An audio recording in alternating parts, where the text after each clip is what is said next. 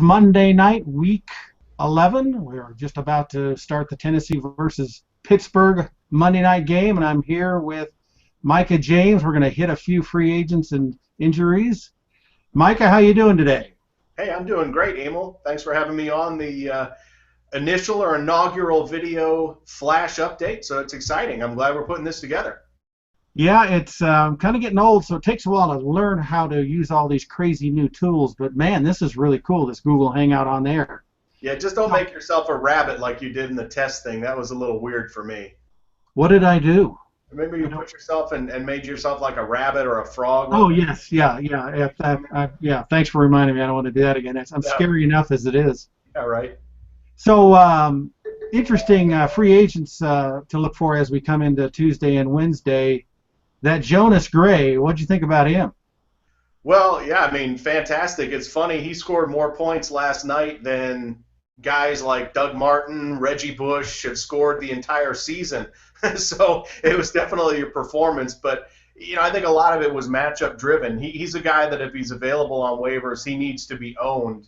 But I think if you're expecting anything like that, like we saw last night, you're probably going to be disappointed. He'll be, I think, a fine flex play. He might have RB2 upside, but a lot of New England's offense becomes matchup driven, and they've got some games upcoming that don't really lend themselves to a strong running game. So own him, but temper your expectations. Yeah, the one good thing, you're right, matchups are very important. In New England, it's impossible to understand. Week to week, you don't know what they're going to do. But he's the goal line guy, so that helps a lot. Yep. So any other guys you've thought of already as we enter before the game tonight, as we get close to Tuesday, that you think are good free agent pickups? Well, I mean, I think there's some guys certainly that you have to keep your eye on if you haven't already. In Tampa Bay, Charles Sims is a name that is a little bit interesting. He might already be rostered. There was some hype about him a couple of weeks ago as he's coming back off of injury. But Sims didn't really put up a lot of fantasy points, so perhaps he got dropped.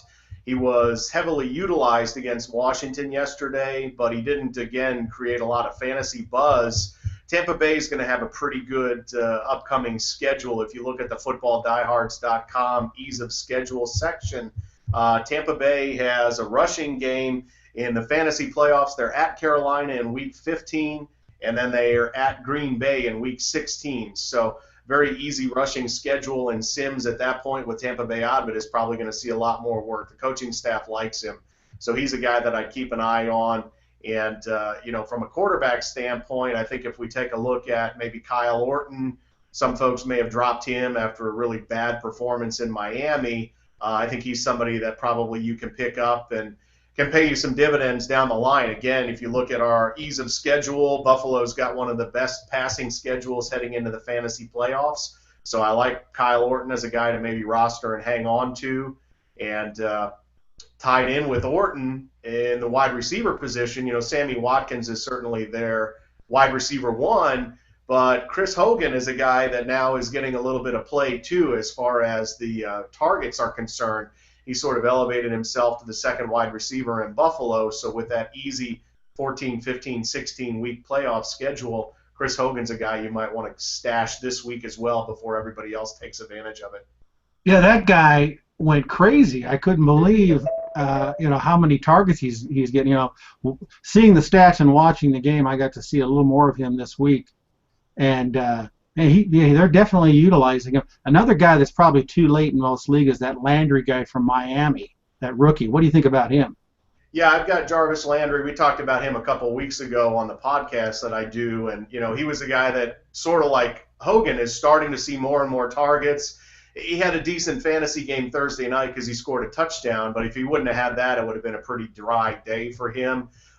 He's probably the second best receiver to own in Miami, and I like them to throw and continue to throw. It looks like Tannehill is maybe back in good graces there. So I think Landry is a guy that needs to be owned as well, and if he's still available on your waiver wires, definitely you pick him up, and he's a matchup play. They've got Denver this week, so looks to be another opportunity for Miami to throw. So I think Landry's a guy to keep an eye on for sure. Yeah, and Landry really wasn't a start this week because even though he was at home, he was playing Buffalo, and Buffalo got a great defense, better against the run, but you really wouldn't want to have played him this week, even though he did score a touchdown. Hindsight, but he's really getting a lot more targets, and he's these rookies. I can't believe these rookie wide receivers. It's crazy. It's going to completely confuse us for next year's forecasting. Yeah, generally we don't give them a lot of weight early on in the seasons, and these guys this week or this season have really been proving us wrong. Although you talk about injuries and Brandon Cooks with New Orleans has a broken thumb. He's going to be out probably the rest of the regular season, maybe back in 5 weeks if he has an accelerated timetable. So I think that bumps up, Marquise Colston, and Kenny Stills is a guy that if he happens to be available on your wire, I think he needs to be owned as well. Stills will probably step in and take a little bit more of that role there with Cooks now on the shelf for a while. Yeah, that's disappointing. I had Cooks in a couple of leagues. Off the cuff, do you remember when Stills got hurt in that game, or did they ever say? When Cooks got hurt, you mean? Excuse me, Cooks. Yes, sorry. No, I don't. I think it had to be later in the game though, because he had 7 catches, I think, so he was still pretty productive, and it was something that he might have played even with. Sometimes those guys are pretty amazing with what they can do with adrenaline and painkillers and things, but he definitely is going to be out. He had surgery today on that, so it's going to be a few weeks before he's back in the swing. Yeah, he had a good time until he got hurt. Now, do you have some other injury guys we can chat about? Well, I mean, there's a whole host of guys. If you watch the game last night, probably one of the biggest for Colts owners is Ahmad Bradshaw with a broken ankle. He'll be done now for the season. It's probably questionable as to whether he'll even be ready to be ready for training camp next year. It's going to be an injury that's going to take some time to rehab from. So the Colts running game all of a sudden has a big question mark behind it. Dwayne Allen, tight end in Indianapolis, went out. That looks like that's going to be something where he'll be week to week.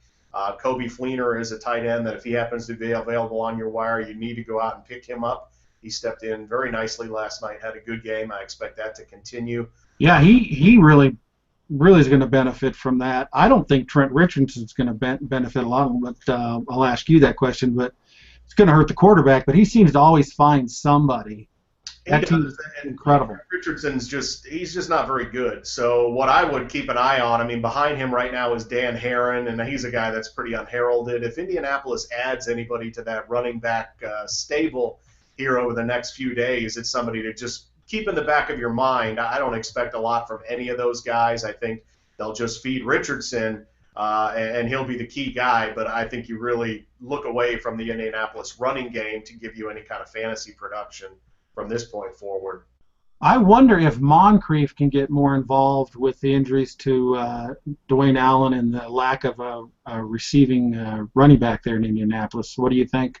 Yeah, I think he's going to see a few more targets. I mean, we saw that when Reggie Wayne was out that one game a few weeks back. And, Moncrief is a guy that has a lot of talent, but he's more our typical rookie wide receiver to where he's just still learning and getting up to speed with the NFL as opposed to some of these other guys that have really gotten off to a quick start. The talent is there, but he's pretty deep on that pecking order behind Hilton and Wayne, and even Hakeem Nicks scored a touchdown last night, so I think he probably is still in the mix above Moncrief right now.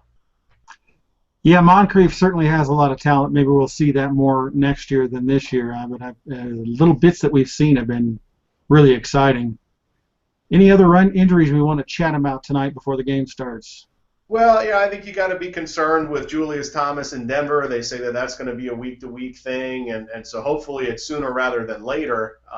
You keep an eye on Jacob Tamme. He's not somebody that I'd run out to pick up, although he might have some value there.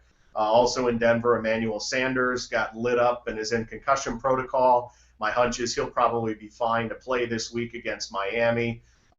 Monty Ball re-aggravated his groin. They're saying he's not going to be in there for a few weeks. We know Ronnie Hillman is still out. So Denver's offense is kind of a mess right now from an injury standpoint. A couple other guys that might not really show up on the typical fantasy football owner radar screen. Cleveland lost 2 linebackers. They lost Carlos Dansby and they lost Jabal Shear yesterday, and both of them are probably going to be out for the season. The Cleveland team is going to get Josh Gordon back, but I think their defense is really going to start to drop off. What that means for fantasy owners is Cleveland's probably going to see a lot more garbage time than they have up to this point in the season. So I think what I would say from this whole thing is, obviously you keep an eye on what's going on there. If Johnny Manziel happens to be out on your waiver wire and you've got room, I'd stick him on my bench because it wouldn't surprise me if we see him maybe in Cleveland when they decide all hope is lost and want to see what they've got behind him. So Manziel might be a guy, if that defense can't keep him in games, that ends up getting a shot sooner here rather than into 2015. Wow, very interesting. I've used Cleveland a couple times this year as a sneaky bye week defense, and boy, they really produced here recently, and it's going to be disappointing that I can't use them again if they, the lack of those linebackers is going to hurt them. Another guy, real quick, McNown for Tampa Bay probably is another sneaky guy you can use for quarterback in the bye weeks, which there's only 1 week left. I've used him once or twice the last 2 weeks, and he's helped me out a lot. Yeah, they travel to Chicago, so it's interesting. McCown's going back to Chicago. Lovie Smith is going back to Chicago. We saw the Bears offense. They didn't post a whole ton of points yesterday, but Cutler and Marshall and Jeffrey were great. So it looks like maybe the Bears offense is back on track slightly. You figure Tampa Bay is going to go there. They're going to try and run the ball as much as they can, but their running game is not great right now, even though we talked about Sims a little bit earlier. So, I think if you're in a pinch, McCown's a guy that probably has got low-end quarterback one potential next week. So definitely worth a plug and play if you're going to have Cam Newton on bye or, something like that next week. Or you got Eli Manning or people like that, and you're stuck and your guy's hurt. Pardon? I missed that? I said nobody should have Eli Manning anymore. Maybe a 32-team league, but other than that, he's somebody that needs to be on the waiver wire. Yeah, that was pretty sad. I actually started him in a league. Hopefully, we'll cut this part out. But I had Dalton and Eli, and I started Dalton last week, and it was a disaster. So I said I got to start Eli this week, and of course I had 2 disasters in a row. So embarrassing to say the least. That stuff happens, though. I mean, that's making those lineup choices, and sometimes we think we put the right guy in, given everything that we know, and it turns out that what we thought we knew we don't. So that's what makes it fun. Well, beautiful. We really didn't time this out, and I could talk all forever. The game starts in a few minutes, but want to remind everybody we have Football Diehards on Sirius Fantasy Radio. Bob Harris and Mike Dempsey, Monday through Friday from drive time 5 to 7 Eastern time, and Sunday morning 3 hours before kickoff. And this is a good first start. Anything else you want to mention, Micah? No, I think we're good to go. We'll look forward to having these things come out a couple times every week, try and get people up to speed on waivers, maybe get them ready for the weekend matchups, and it's going to be fun doing this here for the FootballDiehards.com video flash update. Beautiful. And we'll get our little jingle in hopefully in the next time or two. All this technology crazy stuff. And thank you so much. I'm going to hit the stop broadcast in a second, and we will be back for another one later this week or early next week, depending on how things go. Thank you, James.